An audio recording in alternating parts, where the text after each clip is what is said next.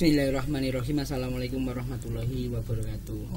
Waalaikumsalam warahmatullahi wabarakatuh. Ini merah ini ada simbol, ada artinya enggak nih? Kan hari ini hari kemerdekaan Republik Indonesia. Hari kemerdekaan. Kata kuncinya adalah merdeka. Dan itu yang akan menjadi tema perbincangan kita ke depan. Siap. Dan saya kedatangan orang-orang hebat, perempuan-perempuan hebat. Bu Siti Zulaikha. Siti Nur Zulaikha. Oh, Siti Nur Zulaikha tepatnya. Tapi jangan keliru loh. Keliru apa? Siti Nur Halisa. Jadi kalau diinisialkan berarti SNZ. Kalau saya itu BIP. Maka profesor saya itu selalu nyontohkan sama teman-teman. Iki tiru dan Bambang iki lho. Dan apa Prof? Bambang kira neng apa nih? Oh jangan salah. Burung apa wis BIP. Singkatan. Prof Jazi, terima kasih atas inisialnya itu dan mengatakan itu didikti. Yang satunya Mbak Dewi. Putri. Mbak Putri. Putri Listiandari Rukmiati. Dari mana Mbak? Saya asli dari Solo Mas. Solo. Institusinya? Kalau saya sih sekarang perempuan merdeka. Jadi ya saya sih lebih banyak aktivitasnya itu kan wirausaha. Wirausaha. Stop, jangan dibahas dulu nanti ya. Jadi wirausaha. Tapi pekerjaan utama ibu rumah tangga. Nah, ini. Jadi saya selalu menemui orang-orang hebat itu selalu mengatakan pekerjaan utamanya ibu rumah tangga. Ini nanti akan juga jadi kunci pembicaraan. Kenapa orang lebih suka mengatakan seperti itu daripada dia, oh saya menjadi manajer, oh saya menjadi pimpinan. Nah, kalau lebih senang dipanggil wanita atau perempuan? Perempuan sih bisa dua-duanya. Karena kan wanita dan perempuan. Wanita wandi dikata wanita, wanito, wanititoto. Baru perempuan dan empuan berarti kita yang memiliki. Dua-duanya bisa. Nih, tema kita pembicaraannya adalah masalah peranan wanita dalam kemerdekaan, mengisi kemerdekaan.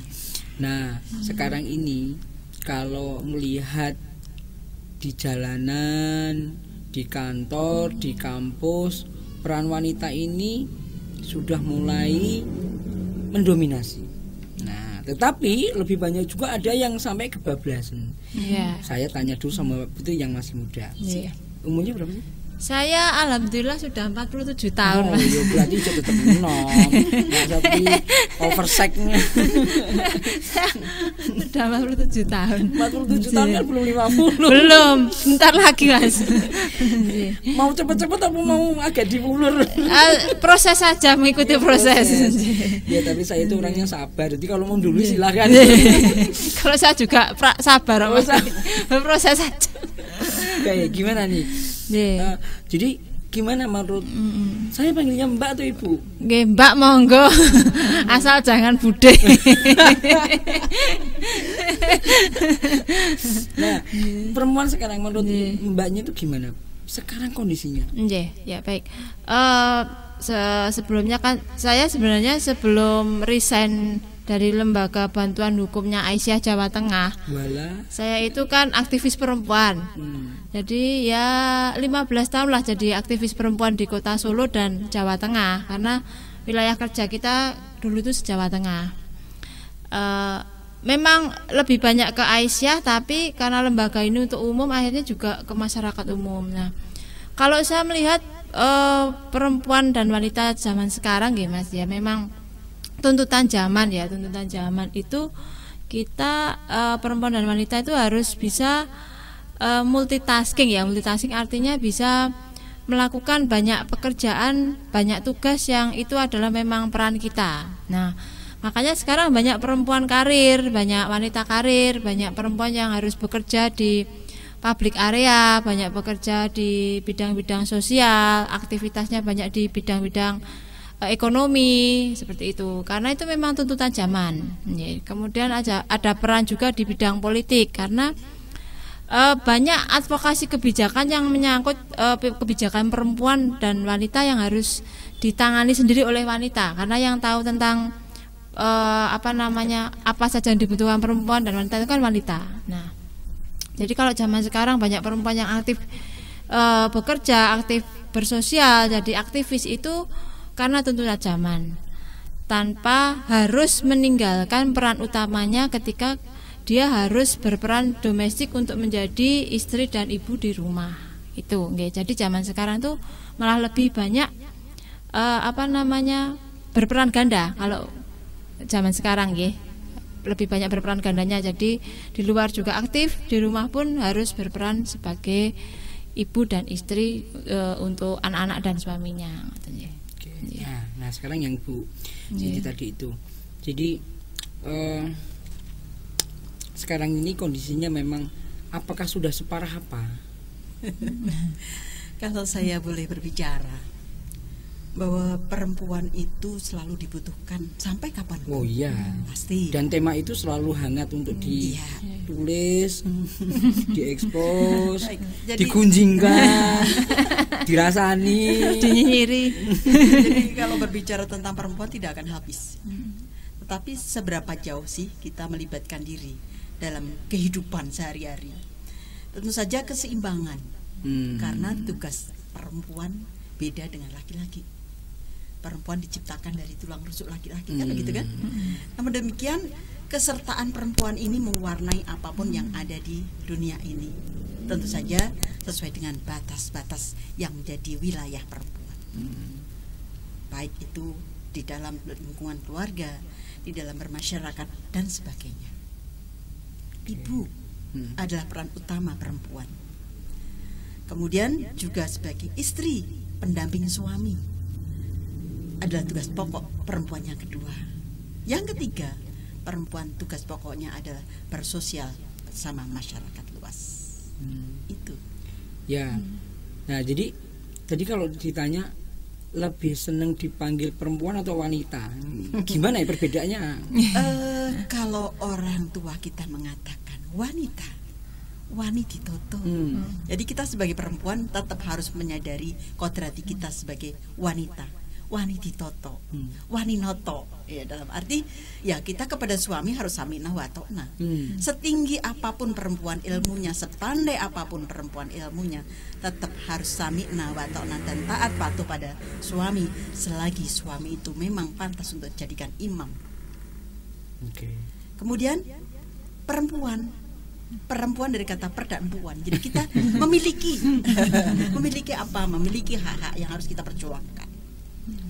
Istri sebagai pendamping suami dalam keadaan kesetaraan, bukan sebagai rencang wingking.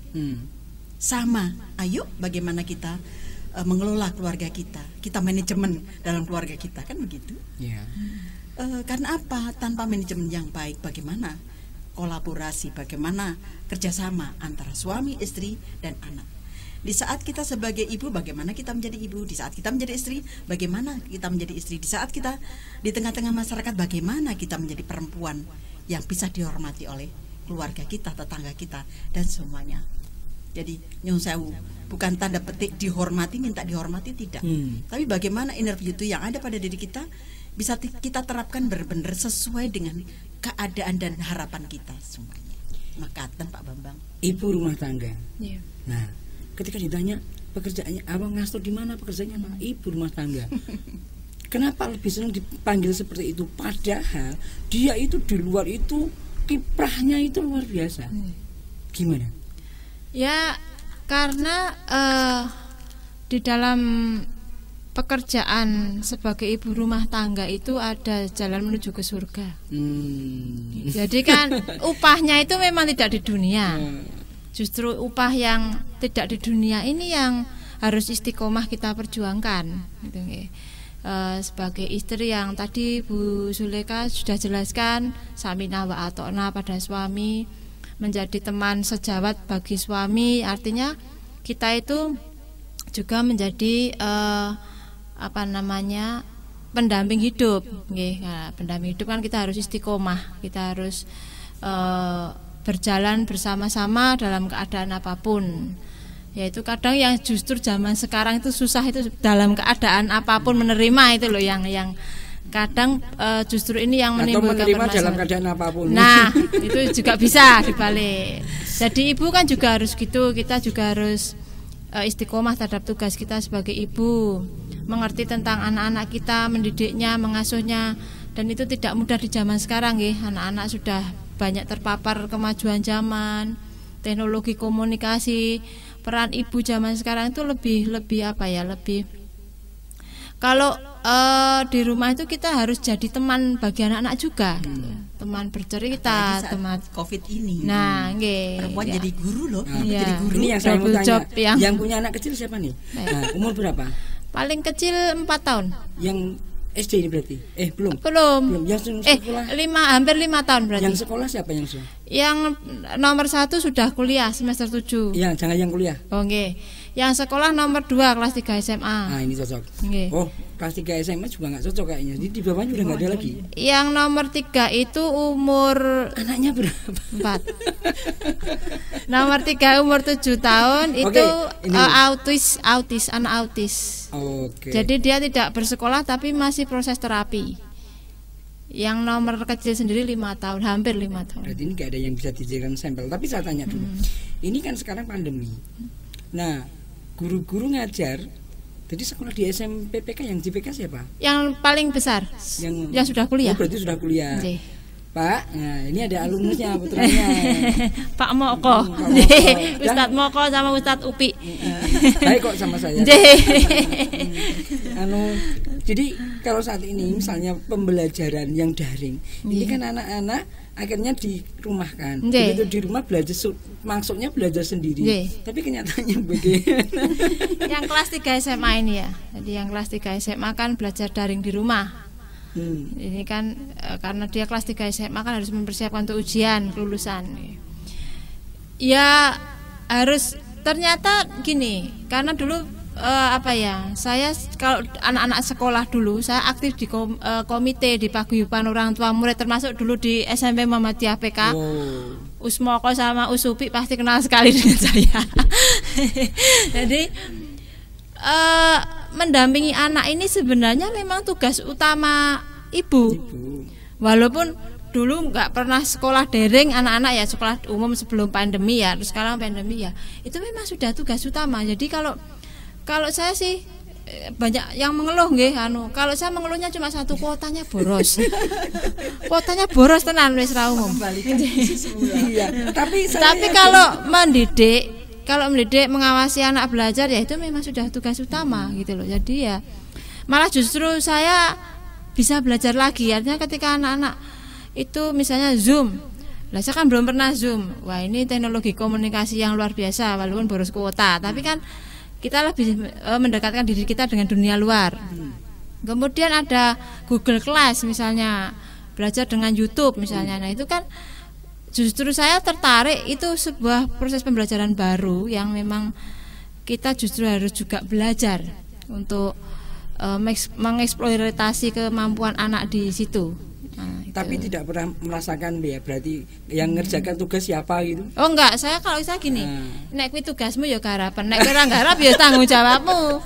Itu jadi saya kadang-kadang jadi problem itu adalah anak-anak SD yang masih kelas 2, kelas 3. Nah ini orang tua terlibat total. Harus mau nggak mau kalau anak dia. Nah, yang paling justru merepotkan saya itu justru anak yang autis. Karena terapinya online. Waduh.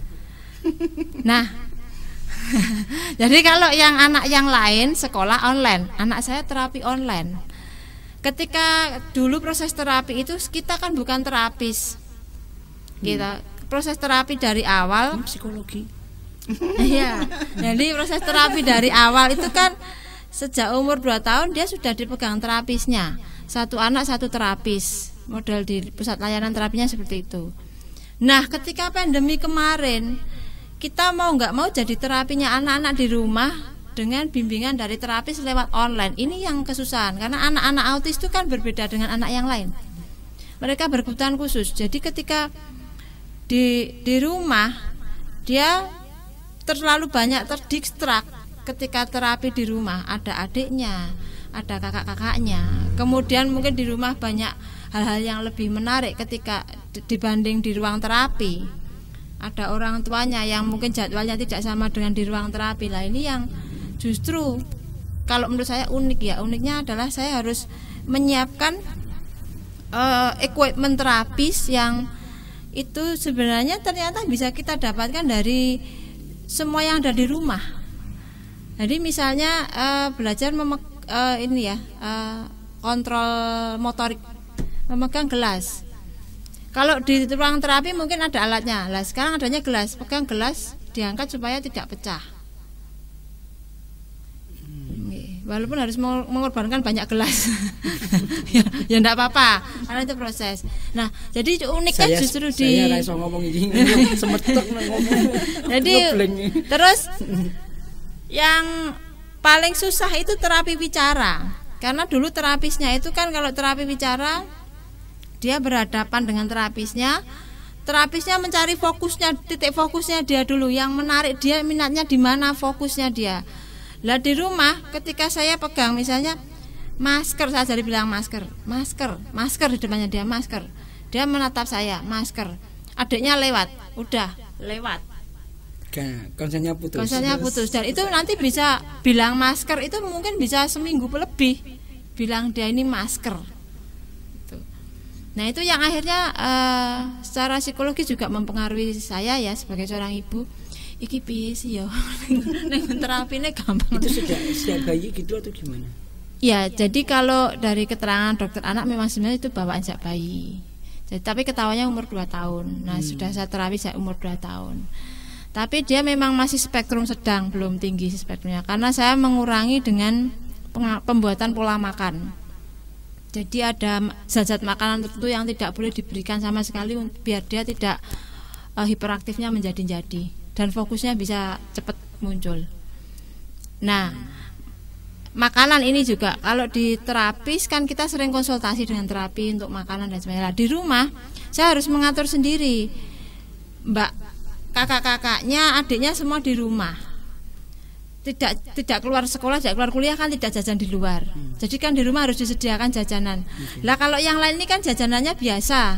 Lah kalau yang ini kan nggak boleh terigu, gandum, coklat, susu, kan nggak boleh. Jadi kan saya harus menyediakan makanan khusus buat dia. Mengaturnya supaya yang ini juga terpenuhi, yang ini terpenuhi itu kan kita harus mengatur bagaimana caranya itu kan. Dia kali piye caranya. Kalau saya cerita nggak bisa ya. Itu mengalir dengan sendirinya. Manajemen di rumahnya itu loh. Manajemen makannya itu yang harus. Padahal saya kan reseller produk UMKM banyak yang terbuat dari bahan-bahan itu. Lah kalau pas saya kulaan saya bawa pulang ke rumah kan kadang anak ya pengen ya. Lah kan dia kadang tertarik, warnanya kan menarik misalnya. Itu kan, nah kita mengakali. Akhirnya kita cari produk yang free gluten, free coklat. Kebetulan ada teman yang buat. Nah wis beneran tak dol sisan. Karena ada kadang-kadang yang dia diet gluten ya. Konsumen saya tuh diet gluten gitu. Nah ini enak, saya jadi enaknya aku pesen yang free gluten untuk konsumenku sama anakku sekalian gitu. Jadi kita harus mengakalinya kan, mencari-cari celah. Bu gimana tanggapannya ini? Jadi ini ketemu sama putranya? Ya sudah. Memang ini luar biasa ya. Dan itu yang mengalami tidak Mbak Putri atau Bu Putri aja, banyak sekali terjadi seperti itu. Dan penyebabnya juga kita tidak tahu ya. Mungkin karena faktor makanan. Kenapa? Saat ini makanan kan serba instan, serba kimia. Nah inilah saya katakan sebaiknya kita keluarga ini menjaga bagaimana kita kembali kepada pola hidup sehat. Makan makanan sesuatu yang tentu saja yang sehat. Jangan terpengaruh dengan junk food, makanan siap saji. Ini tentu saja tidak mau berpengaruh pada kesehatan kita loh. Pernah coba nggak taruh junk food di piring gitu? Ngambil nggak? Awal-awal ya. Makanan junk food, bungkusnya dibuang, taruh di piring, diambil nggak? Penelitian saya enggak. Karena junk food itu yang menarik bungkusnya. Ya memang. Tapi kadang ada yang dibuat menarik warnanya kan gitu kan ada. Nah itu yang kadang. Tapi sekarang kan karena yang besar-besar udah paham adiknya seperti apa gitu. Jadi kan mereka nggak masalah misalnya saya sediakan hari ini kita snacknya telo, pohong itu mereka nggak masalah karena sudah ya. Yang kecil sendiri yang umur 5 tahun yang harus kita ajari untuk tidak terlalu banyak makan makanan instan, tidak terlalu banyak makan makanan junk food seperti itu. Jadi dan itu sangat menolong sekali ketika kita semua rumah sudah bisa menerima makanan yang alami nggih. Misalnya cuma telo, pohong, pisang. Kan enak kembali ke alam. Kan enak. Iya. Nggih. Jadi kita berusaha untuk menanam ya tentu saja kita kembalikan yang organik dong. Iya. Jadi jangan tergantung pada kimia. Karena apapun yang terjadi tetap berpengaruh untuk kesehatan kita. Ini yang terjadi. Kalau ibu kan sudah jadi nenek ya. Iya. Jadi nenek gaul. Oh, neneknya ceriwis. Jadi urusan makan ini sangat ceriwis neneknya. Tapi alhamdulillah. Jadi alhamdulillah untuk cucu-cucu saya enjoy aja sudah. Justru mereka paham ini mana yang boleh dimakan, ini yang enggak. Dan dia nggak bakal tertarik walaupun dia lihat makanan itu sangat menarik, enggak. Dia sudah paham. Oh, ini makanan yang baik untuk kesehatan, ini enggak perlu dimakan. Mereka sudah tahu. Oke. Jadi edukasinya bagaimana? Jadi kita memahamkan. Ketika dia pengen, ya udah biarin aja dulu. Tetapi nanti kita pahamkan. Begitu kita pelan-pelan kita pahamkan, dia akhirnya mengerti. Nah, setelah mengerti, dia nggak tertarik untuk makan itu lagi dan tidak tergoda walaupun di luar ada makanan macam-macam ya. Tapi dia tahu nggak pengen. Itu yang terjadi. Itu seperti adik saya itu punya anak yang masih kecil tadi. Itu dia mainan pisau itu jadiin aja dan keperang dan itu godes-godes dibiarin aja memang. Jadi biar anak itu belajar dari proses. Karena kalau tidak ya yang jelas ketika anak tidak diajari dengan proses itu akhirnya dia berpikiran instan. Latar belakang pendidikannya apa sih? Saya sarjana ilmu sosial, Mas. Iki apa hubungannya iki iso nganti koyong. Ya, itu tadi belajar dari kehidupan. Jadi gini, kalau menurut saya ya, saat ini itu kan ndak orang tua, ndak anak-anak, semua tergoda dengan makanan-makanan yang serba cepat. Iya. Jadi apakah itu bergizi atau tidak, nggak mikir, yang penting aku lapar makan. Satu contoh, kita setiap hari makan dari sarapan, makan siang, makan malam, serba yang karbo. Makanya karbo nasi ya, lauknya karbo. Contoh. Jadi udah nasi lauknya mie. Kalau nggak mie itu pohong, sayurnya pohong.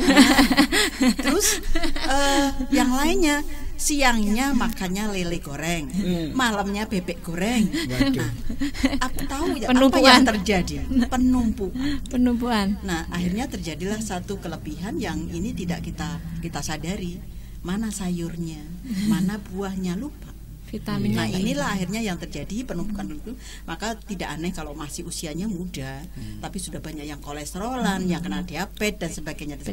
Karena kembali pola hidup sehat sudah tidak begitu mereka perhatikan. Lagi-lagi kemajuan teknologi membuat mereka tidurnya terlalu malam. Padahal kita mestinya kalau kita pengen kembali pada pola hidup sehat, kan kita istirahat 8 jam ya. Jam 10 kita harus maksimal udah tidur, biar jam 2 bangun bisa sholat tahajud dan sebagainya. Dan itu yang terjadi. Nah, saya ini sekarang punya pola baru, jadi tidur secepatnya, bangun seawalnya. Dan satu lagi, sudah tidak lagi peduli dengan olahraga. Waduh. Pagi udah segera berangkat, malam berangkatnya terlambat, begitu terus belum kemacetan di jalan. Kalau saya berubah, Bu, semenjak ada anak kecil di sini. Nah, ini saya polanya berubah karena udah kalau sudah jam 6 itu anak-anak itu udah bangun, mulai moroni gebrak-gebrak laptop kerja kita. Jadi itulah kenapa saya bangunnya jam 2. Harus lebih dulu daripada anak-anak. Jam 2 bangun mulai kerja. Jam 6 kudu wis beres karena nanti nek anak-anak itu datang wis kurusui. Tak metu mesti olahraga. Jual bisa meliru kan gini.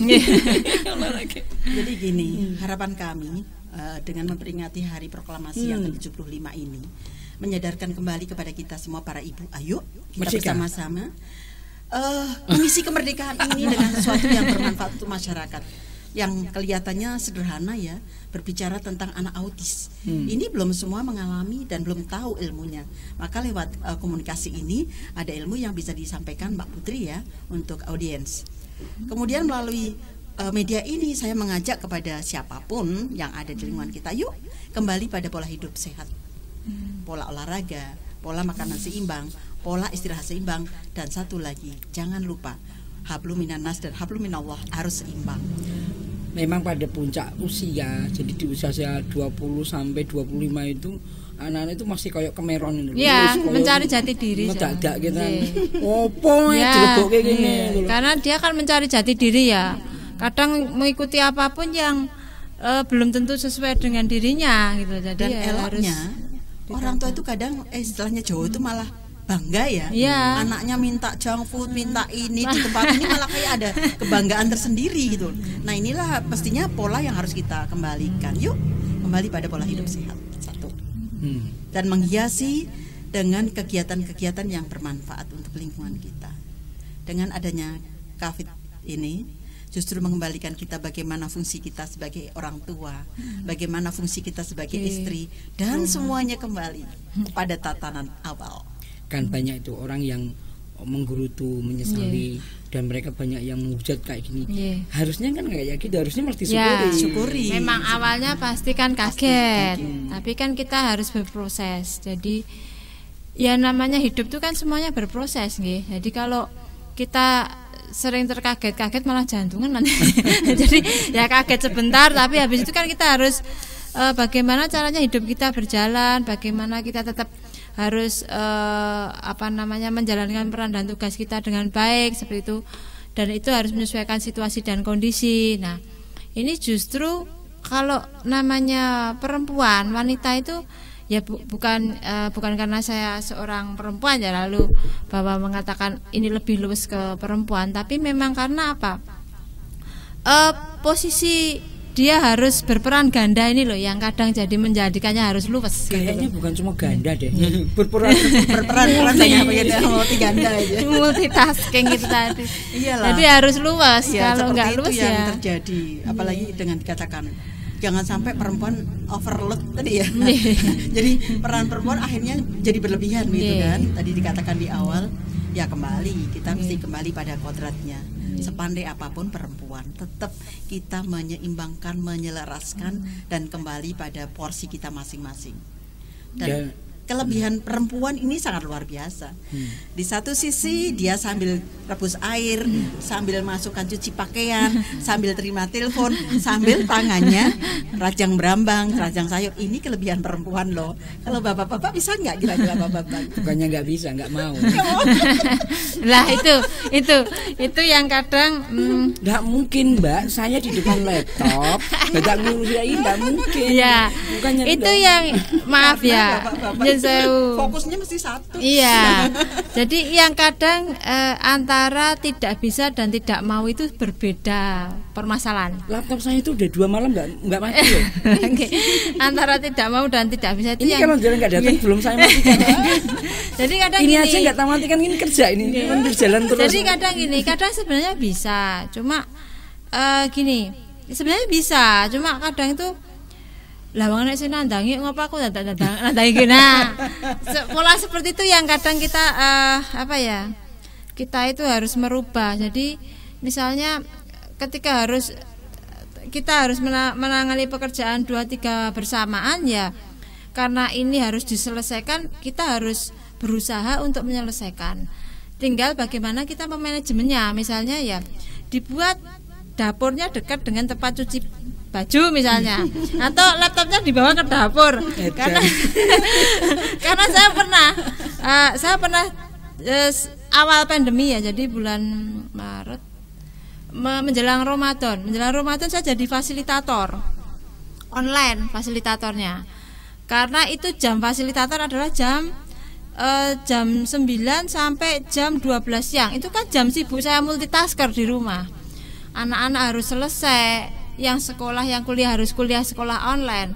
Jadi saya di dapur pakai baju rapi, masukkan mesin cuci, menghadap audiens yang di sana.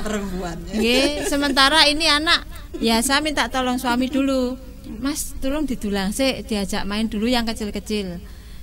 Kadang ya pernah pas saya konsentrasi memberikan fasilitasi, anaknya, Bu, ayo, ya sebentar ya. Audiens juga maklum gitu loh. Karena dari awal sudah saya jelaskan, saya ibu rumah tangga. Jadi saya harus menyambi semua ini dari rumah gitu kan. Jadi kita jelaskan. Jadi kalau nanti suatu waktu tiba-tiba ada duar di sana perkelahian kecil di sana ya itu pertemuan darah. ya itu dinamika di rumah gitu nih. Atau kadang pas lagi mereka konsentrasi mesin cuci bunyi lah, ini kan harus dicuci baju, kalau enggak saya enggak punya baju ganti nanti gitu ya. Jadi dulu suami dapatnya jenengan gimana sih? Itu saya tanya. Jadi memang sekarang itu begini, jadi banyak sekali dalam keluarga itu berbagi tugas, jadi saling bahu membahu, saling gotong royong. Jadi nggak aneh kok kalau istrinya sedang kerjain, bapaknya yang rumah tangga yang jaga anak-anaknya, ibunya sedang masak, bapaknya yang mampu belajar di masa pandemi. Ini sudah satu hal yang biasa dan wajar. Dan itu komitmen dari awal. Saling membutuhkan, saling melengkapi, itu yang terjadi. Komitmen dari awal menikah kan harus ada komitmen ketika. Harus ada. Nggih, harus ada ketika. Kalau ngalir aja gimana? Gimana? Kalau ngalir aja. Kak, nah itu tergantung kembali ke person nih. Kalau mengalir aja. Tadi saya bilang antara tidak bisa dan tidak mau itu berbeda urusan. Kalau tidak bisa, kita sudah memastikan diri kita tidak bisa. Setelah mencoba beberapa kali benar-benar tidak bisa, itu tidak bisa. Tapi kalau setelah proses belajar kita bisa, itu namanya sebenarnya kita bisa. Ya masalahnya cuma salah kondisional aja kalau saya gitu loh. Laptop hidup terus. Ini karena pekerjaan ini kalau ditinggal, ini ganti minta mau apa ya? Jadi ini berbicara tentang keluarga ya, belum lagi bicara yang lain. Jadi perempuan itu kan sangat unik ya. Ini satu materi sisi tentang keluarga ya. Ini baru satu loh di dalam keluarga. Ya seru banget, seru banget. Asik. Nah, tapi waktunya kita harus fokus dulu. Mungkin Star Wars suatu saat harus ketemu lagi untuk yang lebih detail lagi. Intinya kan untuk kemaslahatan. Dan mudah-mudahan bisa menginspirasi dan memotivasi lebih banyak orang. Amin. Selagi mudah-mudahan bermanfaat dan assalamualaikum warahmatullahi wabarakatuh. Waalaikumsalam.